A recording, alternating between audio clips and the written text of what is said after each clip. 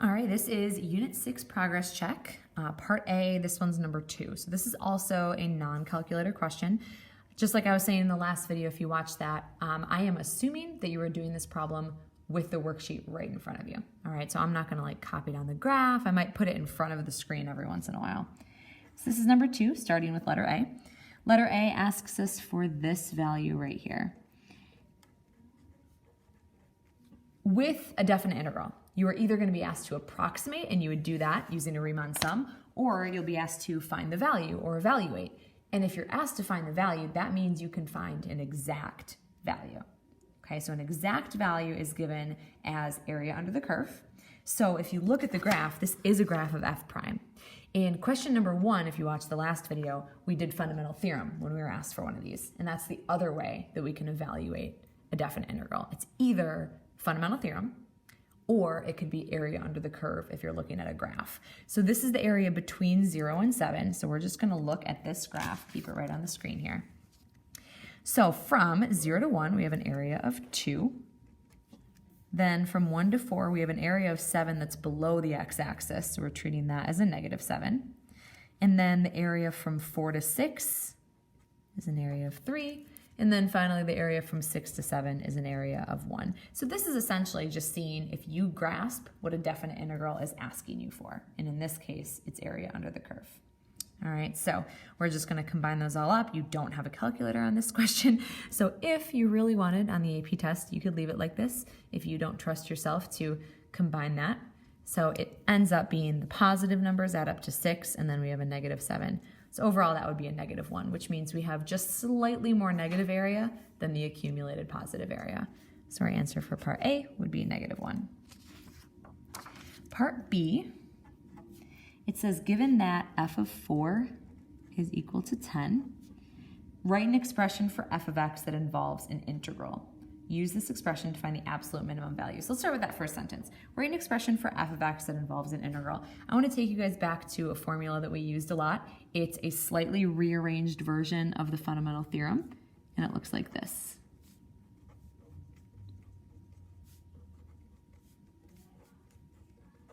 Okay, so that's what we're going to use here. So f of a is whatever's given to you here.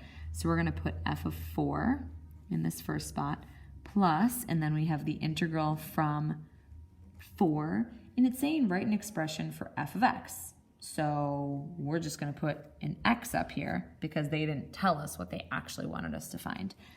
And then in here I'm going to put f prime. I'm going to change it to a t just so we're not mixing up what's x and what's t, because this is the only variable we're talking about. Equals, and then this is going to be f of x. So that is our integral formula for f of x. And then the question says, use this expression to find the absolute minimum value of f and the absolute maximum value of f. So for mins and maxes, you start by finding critical points. And critical points mean you take the derivative and set it equal to 0. Okay, so we're going to do that. So we are going to find f prime, which is this right here. Okay, so we're finding the absolute minimum value of f. Now, finding f prime and setting it equal to 0, since you're obviously looking at a graph of f prime, finding those critical points would be pretty straightforward. Our critical points are at 1, 4, 6, and then we have endpoints at 0 and 7. Okay, so f prime is equal to 0 at x equals 1, 4, and 6. Now the question is asking for an absolute minimum and an absolute maximum value on that closed interval. Whenever you're asked for absolute extrema, that's the scenario where you set up a chart, a little table, and you check your endpoints and your critical points. And that's when we will come back into this formula right here. So we're going to set up x and f of x. We're going to use our endpoints and our critical points. So 0, 1, 4, 6, and 7. So 0 and 7 are our endpoints. 1, 4, and 6 are our critical points. The one value that we do have is this value right here, so we know that that is 10. And then the other 4 values are going to come from plugging values into, well, not that one, I guess, sorry, this bottom formula right here. We're going to plug something in for x, and then we'll be able to find our value. So let's start with 0. We have f of 4, which we know is 10, plus, and then we integrate from 4 to 0, the graph of f prime. and that ends up giving us f of 0. So we'll evaluate that. So we have 10 plus, now going back here, this is the area from 4 to 0. Now keep in mind we're integrating backwards, so we need to flip the sign. So between 0 and 4, we have a positive 2 and a negative 7. So between 0 and 4 would be a negative 5. However, we are integrating this backward, so it actually comes out as a positive 5. So this first value would be 15. Next, 1. So 1 gets plugged in here, and that'll give us f of 1. So f of 4 is 10 plus, and then we integrate from 4 to 1, the graph of f prime. That one also is going to be integrating backward.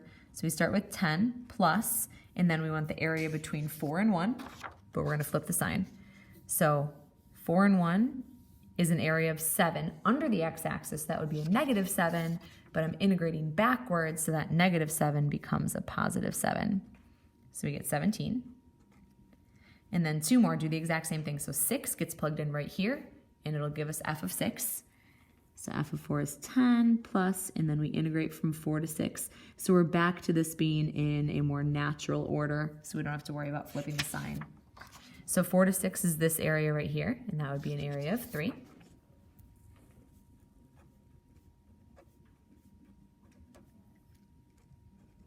And one final one at 7. So 7 gets plugged in right here and gives us f of 7. So that just means 7 becomes our upper bound. Okay, so we have 10 plus, and then the area from 4 to 7 of the graph of f prime. So this is an area of 3. Attach that to an area of 1, and we get an area of 4. Okay, so these are our values that we have on the table. Part B asked us for an absolute minimum value and an absolute maximum value. So we are going to say that the absolute minimum is this value here of 10, and the absolute maximum, if we check our table, is this value here of 17. They didn't say where did they occur. They didn't say at what x values do they occur. They asked us for min and max. And we've talked about this a couple times, but with absolute min and max, when they ask you to justify your answers, showing the formula, setting up the table, doing all that is justifying your answer. This is the one and only time you don't explain it with a sentence, because that sentence would sound something like, well, 10 is the smallest because it's smaller than all the other ones. And like, they don't want that. They just want the work that you showed to make the table. All right, let's look at part C. Part C, it says find the integral of g of x dx. So we're going to put 5 minus x squared. That was kind of snuck in right here, actually. It tells us that g is equal to 5 minus x squared. So they're asking us for the integral of 5 minus x squared dx. And so this is actually just a pretty straightforward antiderivative for this first part, almost kind of to get you warmed up with antiderivatives. So the antiderivative of 5 would be a 5x minus the antiderivative of x to the second. Remember, the power pops up to 3, and then we divide by that new power, so you get a 1/3. And if you're doing a general antiderivative, like no bounds, that means you have an expression and you always end things with a plus c. So this would be your antiderivative for g. That's part C. So then finally, letter D.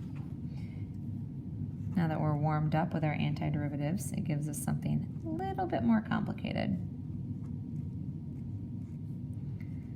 So this one definitely looks more complicated. We did a lot with u substitutions, and the first thing that you're supposed to be looking for with u substitutions is an expression that looks like it's physically nested inside of another function. All right, so this g of x right here, I would say, would be our u. So u is equal to g of x, and remember that means it's 5 minus x squared. So our next step, once we identify the expression for u, is we do our du. So du equals the derivative of this, which would be 0, and then minus 2x dx. Remember, initially the dx is over here because we did du over dx, which is like the derivative of u with respect to x. But then we always just slide it back over here. And then this, I have an x dx. So if I get just this part by itself, that means I divide both sides by that -2. And that gives me this, just the x dx. so let's replace some things in my integrand here. So this is f prime of g of x, which is now f prime of u. And then the x dx is now a negative 1/2 du. All right, so that's what we have so far. Then we have to replace the bounds. These are definite integrals, so we have to replace the bounds. So this gets subbed into your u equals. So if I plug in 1, I have 1 right here. 5 minus 1 squared would be 5 minus 1, and that's 4. Then the 2, if I plug the 2 in here, I have 5 minus 2 squared, 5 minus 4, and that's 1. So some people really don't like when their bounds are mixed up like this. So what we could do, since this is already a negative, we can change that to a positive, and we can flip our bounds back to their more natural order. Okay, so whenever we have definite integrals and we've changed our bounds, we never go back to this original problem. We never go back to x, we never go back to our old bounds. We are just solving this, and we're almost just gonna pretend like this is a totally brand new problem and we've never seen the other one before. All right, so that works like this. The 1/2 is part of my answer. Then I take the antiderivative of this. So the antiderivative of f prime would be f. Fundamental theorem says we're evaluating from 1 to 4. So I can sub that in. I have 1/2 times f of 4 minus 1/2 times f of 1.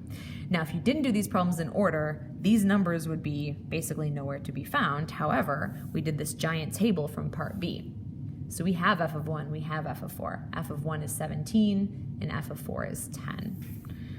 So we have 1/2 times f of 4, which is 10, minus 1/2 times f of 1, which is 17.